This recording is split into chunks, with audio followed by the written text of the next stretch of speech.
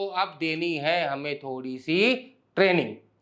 कैसा काम करता है ऑर्गेनाइजेशन, जिस ऑर्गेनाइजेशन में उसका सिलेक्शन हुआ है उस ऑर्गेनाइजेशन का काम करने का तरीका क्या है, वो ऑर्गेनाइजेशन किस वे में काम करती है, पेपर वर्क क्या होता है या उनका एक सीक्वेंस होता है, प्रोटोकॉल होता है। ठीक है, हमारी ऑर्गेनाइजेशन इस भैया हर एक ऑर्गेनाइजेशन अलग अलग तरीके से काम करती है। ठीक है, अगर आप रिलायंस बात करो, रिलायंस ऑर्गेनाइजेशन अलग, उसका वर्किंग कल्चर अलग होगा। टाटा की बात करो या टीसीएस की बात करो, होंडा की बात करो, ठीक है, इन सब का वर्किंग कल्चर अलग होता है। आप स्कूल, ये तो अब मैंने बात कर ली एक ऑर्गेनाइजेशन को लेकर, स्कूल्स अगर आप देखते हो तो हर एक स्कूल का भी वर्किंग कल्चर अलग होता है, पढ़ाने का तरीका अलग होता है। ठीक है, कई स्कूल्स में देखोगे जो 3rd क्लास के अंदर ही बच्चों को कहीं ना कहीं 7th 8th क्लास की बेसिक छोटी छोटी चीज सिखाना चालू कर देते हैं। ठीक है, अगर आप देखो सीबीएसई बोर्ड है, आरबीएसई बोर्ड है, आईसीएसई बोर्ड है, तो इन बोर्ड्स में भी अलग अलग तरीके से पढ़ाई होती है, इनका वर्किंग कल्चर या इनका काम करने का तरीका सब अलग होता है। तो सबसे इंपॉर्टेंट है उस बंदे को आपने सेलेक्ट कर लिया, पर उस बंदे को ये सिखाना, बंदा बंदी कोई भी हो, उसको सिखाना कि भैया ऑर्गेनाइजेशन कैसे काम करती है या आपको इस ऑर्गेनाइजेशन में कैसे काम करना है। मीन सिंपल सा है, आज की जो बात होगी वो होगी ट्रेनिंग और डेवलपमेंट को लेकर। तो ट्रेनिंग भी देना जरूरी है और बंदे को ओवरऑल उसका करियर, उसके स्किल्स और उसके लेवल को इंक्रीज करना है तो उसकी डेवलपमेंट भी जरूरी है। करियर ओरिएंटेड की बात भी करेंगे। तो चलिए स्टार्ट करते हैं आज की क्लास, जहां हम बात करेंगे ट्रेनिंग और डेवलपमेंट को लेके। भैया दोनों ही जरूरी है, ट्रेनिंग भी जरूरी है तो साथ ही साथ डेवलपमेंट भी जरूरी है। देखिए ट्रेनिंग तो उस पर्टिकुलरली उस पॉइंट या उस पोजीशन को हैंडल करने के लिए, उस पोजीशन में जिस पे आपको सेलेक्ट किया गया उस पर काम कैसे किया जाएगा, आप अपना 100% कैसे दे पाएंगे, पर वो एक पर्टिकुलर पोस्ट के लिए हुआ। पर अगर मैं बात करूं आगे को लेकर, आपके फ्यूचर को लेकर, आपके करियर एडवांसमेंट को लेकर, ओवरऑल आपके डेवलपमेंट को लेके, तो उसके लिए क्या चाहिए, डेवलपमेंट चाहिए। तो दोनों को डिस्कस करेंगे। चलिए करना स्टार्ट कर देते हम डिस्कस। जैसे कि हम बात करें, training means equipping the employees with the required skills to perform the job. The candidates are sent for training so that they can perform the job in the expected manner. Simple सी बात, जो आप उस पर expect करते हो कि यार हमारे यहाँ पे कोई बंदा काम कर रहा है तो किस तरह से काम करना चाहिए, ठीक है, उसके अंदर स्किल्स क्या होनी चाहिए, उसका थिंकिंग प्रोसेस कैसा होना चाहिए, ठीक है, या उसका काम वे ऑफ वर्किंग हमारे ऑर्गेनाइजेशन में वैसे उसका ऑर्गेनाइजेशन वर्किंग होना चाहिए। जैसे कि भाई इवनिंग हो गया, आपका जो शिफ्ट टाइम है कंप्लीट हुआ, उससे पहले आप जितना भी आज काम किया वो सब सारे काम जो है मेल करके आप सामने वाले या जो आपके मैनेजर है उनको आप इन्फॉर्म करोगे भैया ये काम कंप्लीट हो गए, और जो काम पेंडिंग रह गए नहीं हुए उसके रीजंस क्यों नहीं हुए, कब तक डेडलाइन, कब कब कंप्लीट कर दोगे, XYZ हो सकते हैं। तो ट्रेनिंग किससे हुआ, ट्रेनिंग बेसिकली उस जॉब को, जिस जॉब के लिए आपको रखा गया है, जिस काम के लिए आपको कंपनी ने सेलेक्ट किया है, अपॉइंट किया है। अब मान लीजिए सिंपल सा है, ठीक है, एक जब बैंक में कैशियर लगता है तो कैशियर का क्या काम होता है भैया, उसको वो काम सिखाना पड़ेगा ना। ठीक है भाई, सबको पता है ये काम होता है कि सबको अपना at the end of the day, cashier का एक बेसिक रूल है ना, किसी बैंक में होगा, एट द एंड आपको कैश मेंटेन करना है, आपको कैश बुक को पूरा मेंटेन करके जाना है कि भैया इतना पैसा आया, इतना सब कुछ मैच होना चाहिए। ठीक है, अब जैसे अब मैं बात करूँ BOB, बैंक ऑफ बड़ौदा को लेकर। अब बैंक ऑफ बड़ौदा में क्या होता है, जैसे मान लीजिए आप 2 बैंक ले लीजिए, यहाँ पे मैं आपको डिफरेंस समझाता हूँ, बैंक का वर्किंग कल्चर में डिफरेंस समझा रहा हूँ मैं आपको, देखिए यहाँ पे, ठीक है, एक्सिस बैंक और यहाँ बैंक ऑफ बड़ौदा, दोनों में मेरा अकाउंट है, एक्सिस बैंक में अकाउंट है मेरा और BOB के अंदर भी अकाउंट है मेरा। ठीक है, दोनों का वर्किंग कल्चर मैंने देखा। एक्सिस बैंक में मेरे को मान लो अगर पैसा डिपॉजिट करने जाना है, आजकल तो मशीनें लगी, पर मशीन की बात नहीं कर रहा, अपन सीधा वर्किंग बैंक के अंदर जा रहे हैं। मुझे अगर अमाउंट डिपॉजिट करना है तो बैंक में जाऊंगा, जो कैश काउंटर का क्यू है, जो लाइन लगी हुई है, तो वहाँ इतनी भीड़ दिखती नहीं, वैसे अगर थोड़ी बहुत भी भीड़ हो तो ज़्यादा वेट करने की रिक्वायरमेंट नहीं होती। आप गए, आपने एक फॉर्म फिल किया, स्लिप फिल किया और जाके कैश काउंटर पर आपने दे दिया, वो उसको काउंट करेगा, जो भी बैठा हो, मेल फीमेल डजेंट मैटर है, ठीक है, दोनों बराबर है सब आज की तारीख में। तो जो भी इम्प्लॉई है वो बैठा वो काउंट करेगा एंड हैंड टू हैंड वो क्या करेगा, कंप्यूटर में आपके अकाउंट ओपन करेगा, अकाउंट ओपन करके एंट्री कर देगा। विथ इन 1 मिनट और 2 मिनट्स आपके पास मैसेज आ जाता है 10,000, 50,000, 1 लाख, वॉट एवर ये अमाउंट यू हैव क्रेडिटेड, ठीक है, वो आपके अकाउंट में क्रेडिट शो कर देगा। मतलब ऑन द स्पॉट सारे ट्रांजेक्शन क्लियर। ठीक है, अब बात करते हैं हम बैंक ऑफ बड़ौदा को लेके। आप बैंक ऑफ बड़ौदा में जाइए, वही स्लिप वही भरनी है, स्लिप तो भरनी है।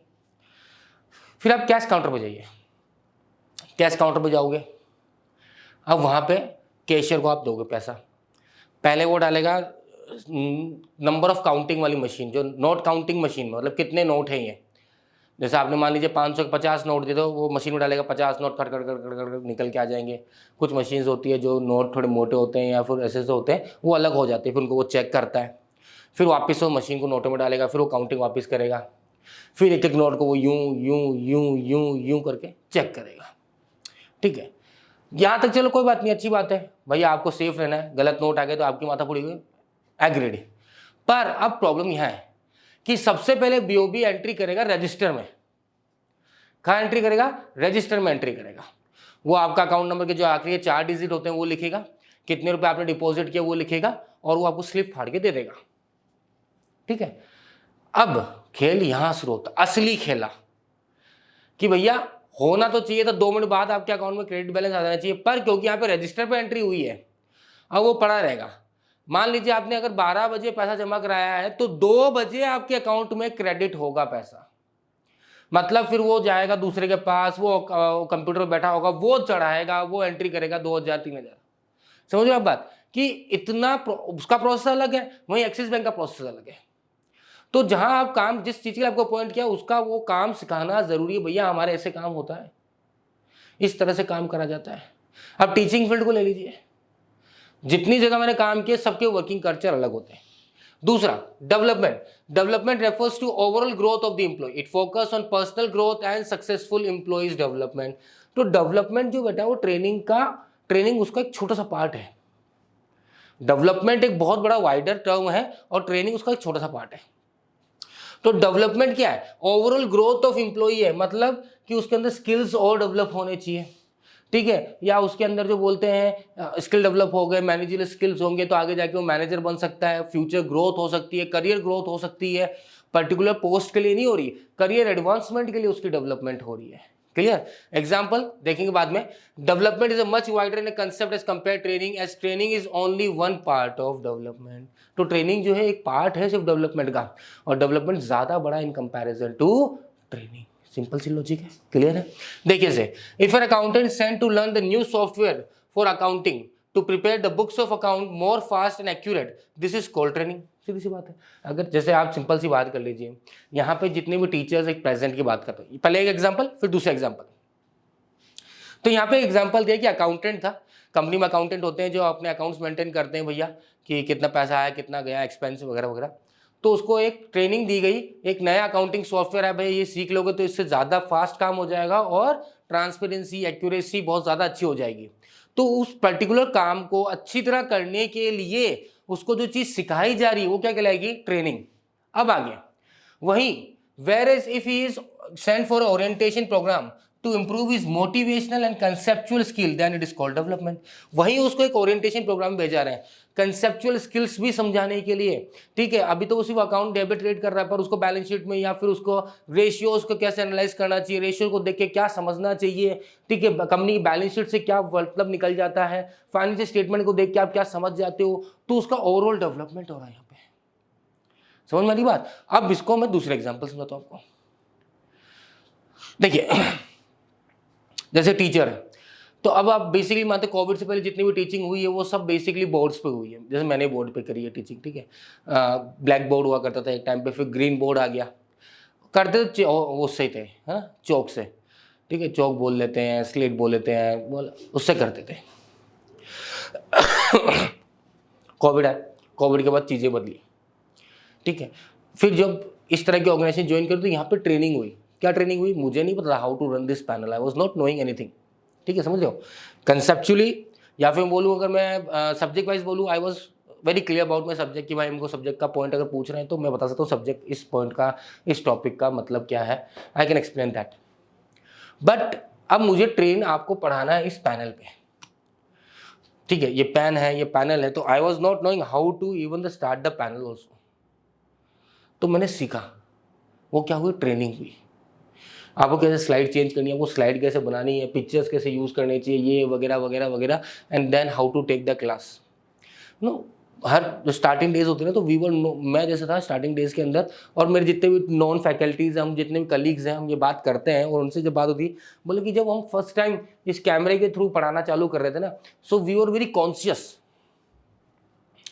ठीक है भाई, आदत क्या थी, बच्चे सामने बैठे थे, चौक हुआ करता था, बातें गपशप लगाया करते थे, ठीक है, और बच्चा क्या हालचाल कैसे हो यार, अरे आज कहाँ गए थे, तो बातें होती थी। यहाँ वो चीज़ नहीं है, बंद कमरा स्टूडियो है, सामने कैमरा है, and just you are the only person in this room. आपके सामने पैनल है, और पढ़ाना किसको है पता ही नहीं। मतलब एक जो आप पढ़ाते थे बच्चों को, वो पढ़ने का एक पढ़ाने का अंदाज अलग होता है। अब खाली रूम में क्या पढ़ाओगे भाई, किसको पढ़ाओगे, दीवारों को पढ़ाओगे क्या, कैमरे से क्या बातें करोगे। पर वो क्या, वो ट्रेंड हुए, 2-3 वीडियोस निकाले, पहला वीडियो निकला बहुत ही वाहियात निकला मेरा बहुत ही वाहियात, समझ रहे हो, वाहियात ही था। क्यों था, क्योंकि मैं जो बोलना चाह रहा हूँ वो प्रॉपर निकल नहीं पा रहा, या मेरी जो प्रॉपर जो मेरी स्टाइल ऑफ टीचिंग वो निकल के ही नहीं आ रही। मैं खुद देखो उस वीडियो को, मैंने बोला क्या पढ़ा दिया मैंने यार, ये क्या गोबर सा फैला दिया, रायता सा फैला दिया मैंने, ऐसा कौन पढ़ाता घटिया सा। तो मैंने नहीं यार, ठीक है, ट्रेंड हुआ, समझा, अब देख लो ऐसा लग रहा है आप भी बैठे हो मेरे सामने, आप मेरी बातें सुन रहे हो और मैं आपसे बातें कर रहा हूँ, है ना ये फर्क। That is training as well as development, overall skill generate हो चुकी मेरी अब। ठीक है, ये क्या हुआ, पीपीटी बनाना मैं खुद बना लेता हूँ, इमेजेस, जिफ, ये खुद की सोच है, स्किल्स। अब मैं दोनों चीज़ पे काम कर सकता हूँ, मैं बोर्ड पे कंसेप्चुअली पढ़ा सकता हूँ, यहाँ पे भी पढ़ा सकता हूँ, ठीक है, खुद की वीडियोस रिकॉर्ड कर सकता हूँ, ठीक है, शॉर्ट्स बना सकता हूँ, रील्स बना सकता हूँ। सो ओवरऑल डेवलपमेंट हो गया बेटा मेरा। तो ट्रेनिंग तो हुई थी पर्टिकुलर इस चीज़ के लिए, पर बाद में और चीज़ें सीखता गया, ओरिएंटेशन प्रोग्राम होते गए, और मैं क्या हो गया, डेवलप हो गया। तो ट्रेनिंग हुई मेरी पर्टिकुलर इस चीज़ को कंडक्ट करने के लिए, पर बाद में ओवरऑल स्किल्स डेवलप हुआ डेवलपमेंट बेसिस पे। क्लियर है, आगे बात समझ में, चलें आगे, चलिए जी next, benefit of training for organisation क्या है बेटा। पहला तो रिड्यूस लर्निंग टाइम, सीधी सी बात है।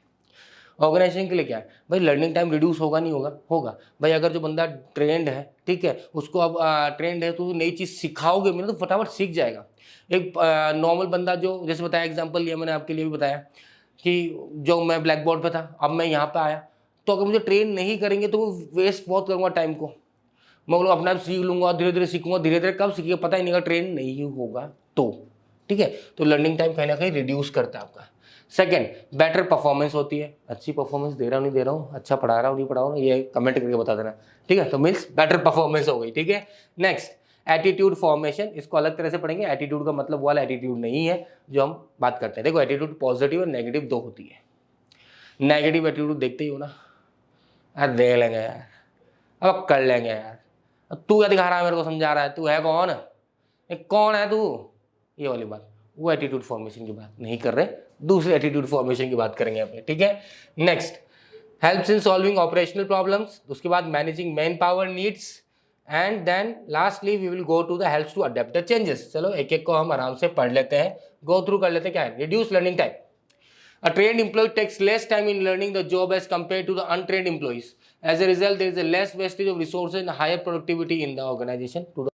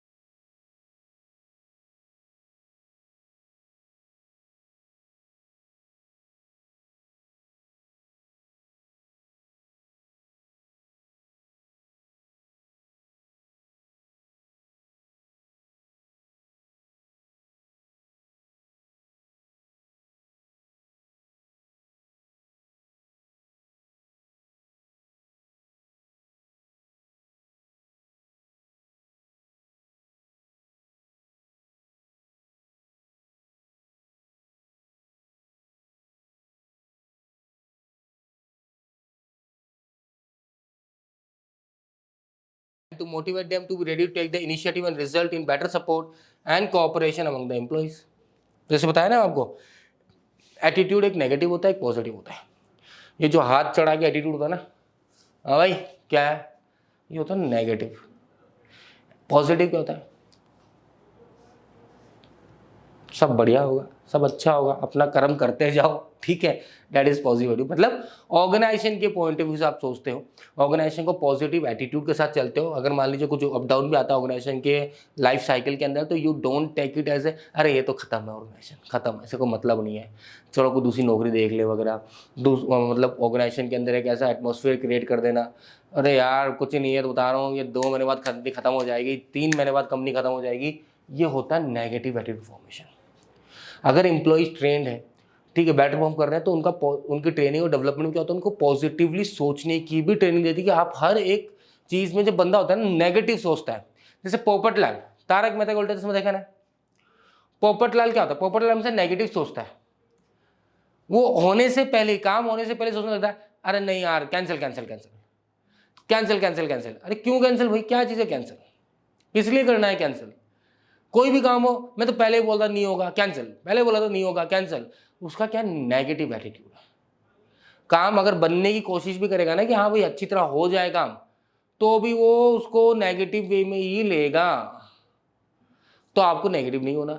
तो ट्रेनिंग एंड डेवलपमेंट क्या करता है, आपका एटीट्यूड फॉर्म करता है, इन विच मैनर, पॉजिटिव मैनर। क्लियर है? चले आगे नेक्स्ट। अगली बात करेंगे अपन, क्या बोलना चाहता है, helps in solving operational problem, the organisation encounters a number of issues. ठीक है, ये 4th पॉइंट हो जाएगा हमारा, वही बेनिफिट्स की बात कर रहे हैं हम। तो helps in solving operational problem, the organisation encounters a number of issues when carrying out it numerous task including absenteeism, resource waste, employees unhappiness, lack of teamwork. तो एक बड़ी ये समस्या है किसी ऑर्गेनाइजेशन की तारीख में, आज की तारीख में, या नई ऑर्गेनाइजेशन होती है या बंदा नया जब ज्वाइन करता है तो उस ऑर्गेनाइजेशन में फिट नहीं हो पाता कई बार। ठीक है, अब ये हर किसी के साथ है। आप कभी नई जगह जाओगे काम करने के लिए या नए माहौल में जब जाते हो ना, तो कुछ लोग होते हैं शाई नेचर के, कुछ लोग होते हैं कंजर्वेटिव नेचर के, कुछ लोग होते हैं बकलोल, है ना, कैसे भी मिल जाए माहौल अपना मस्त अपने ज़िंदगी जिल रहे। पर ऑर्गेनाइजेशन को सब चीज़ें देखनी होती है कि भैया वो आदमी जो हमारे ऑर्गेनाइजेशन में आया है वो खुश रहे इस ऑर्गेनाइजेशन के अंदर, हैप्पी रहे। ठीक है, हैप्पी सिंग हो जाए वो ऐसे नहीं हो कि यार कहाँ फंस गया मैं, कहाँ ला के डाल दिया मेरे को, अच्छी खासी ज़िंदगी पहले जी रहा था, यहाँ तो मौत से बुरी ज़िंदगी है। अगर ऐसा सोचेगा तो वो ऑर्गेनाइजेशन में काम नहीं करेगा यार। तो ऑर्गेनाइजेशन का एक रिक्वायरमेंट भी कि वो क्या करे, उस एब्सेंटिज्म को, क्योंकि अगर मन नहीं लगे तो एब्सेंट होगा, मन नहीं लगे जो भी काम करेगा रायता फैलाएगा, गुड़ का गोबर ही करेगा। अभी रिसेंटली मोदी जी ने, अभी रिसेंटली आप सब जानते हैं कि संसद हुआ था। ठीक है, संसद तो पता है, लोकसभा राज्यसभा का भी जो हुआ था, सेशन हुआ था। ठीक है, मॉनसून सेशन हुआ था। तो इसमें अविश्वास प्रस्ताव पास किया गया, किसके द्वारा, कांग्रेस के द्वारा। अविश्वास प्रस्ताव मतलब हम इस गवर्नमेंट पे विश्वास नहीं है, इसके लोग जितनी ये दिखा रहा है बहुमत उतने नहीं है, और अगर कम होगा तो सरकार गिर जाती है, जो वाजपेयी साहब के साथ भी हुआ था। ठीक है, one of the great leader no doubt, Atal Bihari Vajpayee. तो अब उसमें हुआ क्या कि लास्ट डे, क्योंकि सब पता था, साफ दिख रहा था भैया बहुमत की सरकार है, कहाँ आप अविश्वास प्रस्ताव पास कर रहे हैं। पर कांग्रेस तो कांग्रेस है, गांधी साहब हैं, और फिर बाकी सब पार्टी, टीएमसी, केजरीवाल, तो फिर वो केजरीवाल है, किसी की सुननी नहीं, उन्होंने कर दिया, फेल हो गया वो अविश्वास प्रस्ताव। और ये सब हुआ था एक बिल को लेके, सब पता है, इसको डिटेल में कभी और चर्चा करेंगे, बात करेंगे। मोदी साहब है, अब मोदी जी की चाल ही ऐसी है और उनका बोलने का तरीका, मतलब आप सोचिए, वो बंदा बोल नहीं रहा, ठीक है आप खुश रहो ना यार, अब आपने उस बंदे को मौका दे दिया। मतलब उनकी जो इंटेलेक्चुअल एबिलिटी है ना, वो ऐसी मतलब गजब है उनके। आप भाषण सुनोगे ना तो आप ऐसे दिमाग भरना जाएगा, वो आपको अपने वश में कर लेते हैं, इतना तगड़ा पावर, उनकी कैपेबिलिटी बहुत तगड़ी उसमें। तो मैं सुन रहा था उस दिन, तो 2 घंटे समथिंग कुछ का चला था वो उनका जो भाषण था। उन्होंने बताया, उसमें एक लाइन बड़ी बोली अच्छी, बोले कि एक आदमी है, राहुल गांधी को डिनोट किया था उन्होंने, पहले तो वो बोले ही नहीं, फिर हमने बोले बोलो, आप तो बोले, आप ही तो लेके आए हैं, आपके लिए सब कुछ हो रहा है। फिर वो बोले, फिर जो चेयरपर्सन थे सभा के, उन्होंने उनको एक्स्ट्रा टाइम भी दिया, भैया उनका टाइम भी खत्म हो गया था, एक टाइम मिलता है, इतनी देरी बोल सकते हैं अपोजिशन करने वाले, पोजिशन करने वाले, जो अपोज हैं वो सब करने वाले। बोले बोलिए, उनको एक्स्ट्रा टाइम भी दिया। पर ये इतने माहिर हैं, उस गुड़ का भी गोबर कर दिया। समझ रहे हो? मतलब जो रोस्ट किया, ओहो हो, कैरी मिनाटी भाई साहब कहीं नहीं अड़ते जब नरेंद्र मोदी साहब हमारे रोस्टिंग में आते हैं भैया। व्हाट मतलब, वो आप सुनना, बड़ा ही शानदार रोस्ट किया था उनको। ठीक है, so helps in solving operational problems, numerate task, absenteeism, resource, employ unhappiness, ये सब खत्म हो जाए तो ये किससे होगा? ट्रेनिंग एंड डेवलपमेंट से ही होगा बच्चा। ठीक है, नेक्स्ट अगली बात करते हैं हम। Next, managing manpower needs. जैसे हमने पढ़ा था, मैन पावर हम कैलकुलेशन करते हैं, वैसे मैन पावर नीड्स को भी मैनेज करना जरूरी है। ह्यूमन, भाई कितनी अच्छी प्लानिंग कर लो, सब कर लो, पर अगर अच्छा ह्यूमन रिसोर्स नहीं है आपके पास तो फिर कोई मतलब नहीं है, बैठे रहो, टाइम पास कर लो। Some organization have specialized techniques of production and the ready staff is not available. In that case, the organization hires untrained people and train them to required skill according to their organization needs. अब obvious ही बात है, कुछ आजकल देख लो ना, आजकल हमारी India की जो तरक्की है बहुत तगड़ी हो रही है मार्केट में, और दूसरे देशों में हमारी जो है वैल्यू बहुत ज़्यादा बढ़ चुकी है, and that's good, and that's really very good. तो अब मान लीजिए हम प्रोडक्शन कर रहे हैं, प्रोडक्शन में हम अच्छी न्यू टेक्निक्स ऑफ मशीन लेकर आ गए। अब उन टेक्नोलॉजी मशीन को चलाने के लिए बंदा भी वैसा चाहिए ना जो टेक्निकल साउंड हो। तो कैसे करोगे इसको आप? भाई आपके पास अनट्रेंड है तो क्या करो, उनको ट्रेन कर दो, ट्रेन करके उन मशीन पे डिप्लॉय कर दो, काम बन जाएगा। तो ट्रेनिंग एंड डेवलपमेंट वहाँ पे भी हेल्प करता है। नेक्स्ट अगर बात करता हूँ मैं आपकी, helps to adapt the changes, that is 6 point जो होगा हमारा। The training helps the employees to adapt the environmental changes. ठीक है, एनवायरमेंटल चेंजेस को अडेप्ट करने में काफ़ी हेल्प करता है ट्रेनिंग। ठीक है, जैसे भी बताया मैंने आपको, ये चेंज हुआ तो यहाँ ट्रेनिंग हुई तो आप जल्दी से इस इन्वायरमेंट में घुस गए कि हाँ मैं पढ़ा सकता हूँ। वैसे बैंकिंग रिफॉर्म हुआ, ठीक है, हर जगह रिफॉर्म हो रहा है, समय के अनुसार चेंजेस आ रहे हैं। ठीक है, तो वैसे ही आप अगर ट्रेंड हो गए या आपको ट्रेनिंग दी जाएगी तो फिर आप क्या करोगे, उस कल्चर में, उस वे ऑफ वर्किंग में, उस नए सिस्टम में बड़े इजी तरीके से क्या कर लोगे, अपने आप को अडेप्ट कर लोगे। ये नहीं बोल के भागोगे अरे नहीं यार ये चीज़ मेरे बस की नहीं है, ऐसा नहीं बोलोगे आप। ठीक है, चलिए जी आगे बात करते हैं हम। नेक्स्ट, तो अब बात कर रहे हैं एम्प्लॉयज़ को क्या फ़ायदा भैया।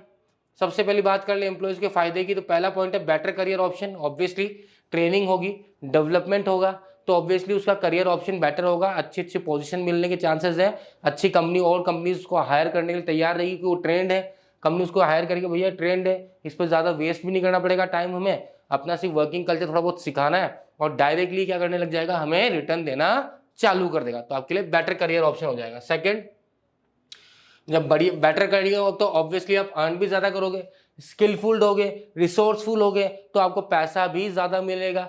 हाय दैया उम्र निकल गई, पैसा कमाते कमाते कुछ ना कमाया, तो गधे की तरह काम नहीं करना, स्मार्ट वर्क करना है। कैसे करेंगे आज की तरह स्मार्ट वर्क? आप स्किलफुल हो जाओ, रिसोर्सफुल हो जाओ, अच्छा करियर ऑप्शन है, अच्छी अर्निंग है, कोई टेंशन की बात ही नहीं है। Boost up the moral of the employees, ठीक है, जैसे बताया पॉजिटिव एटीट्यूड फॉर्म होता है, तो पॉजिटिव एटीट्यूड फॉर्म होगा तो ऑब्वियसली उनका मोरल भी बढ़ेगा, एब्सेंटिज्म रिड्यूस होगा, तो इस तरह से काम होगा और बड़ी आसानी से एनवायरनमेंट के अंदर एडजस्ट कर जाएंगे। ठीक है, and less chance of accident, जैसे बताया एक्सीडेंट को सारे काउंट कर लो, यहाँ पे एब्सेंटिज्म भी नहीं होगा, टर्नओवर भी ज़्यादा नहीं होगा, रिसोर्सेज वेस्ट भी नहीं होंगे। न्यू टेक्निक अगर आप यूज़ कर रहे हो तो वहाँ पे अगर अनट्रेंड एम्प्लॉय को अगर डाल दोगे तो फिर वो मशीनों को बढ़ाएगा और कुछ नहीं करेगा, है ना, मशीनों को तोड़ा फाड़ी करेगा, तोड़ा फाड़ी होगा तो नुकसान कंपनी का ही होगा। फायदा किसको मिलेगा ट्रेन एंड डेवलपमेंट में? कंपनी को भी मिलेगा और साथ ही साथ एम्प्लॉइज को भी मिलेगा। तो इसी के साथ हम कह सकते हैं आपको समझ में आ गया होगा, तो ये चीज़ हम काट देते हैं, कोई लेना देना नहीं है इससे हमारा।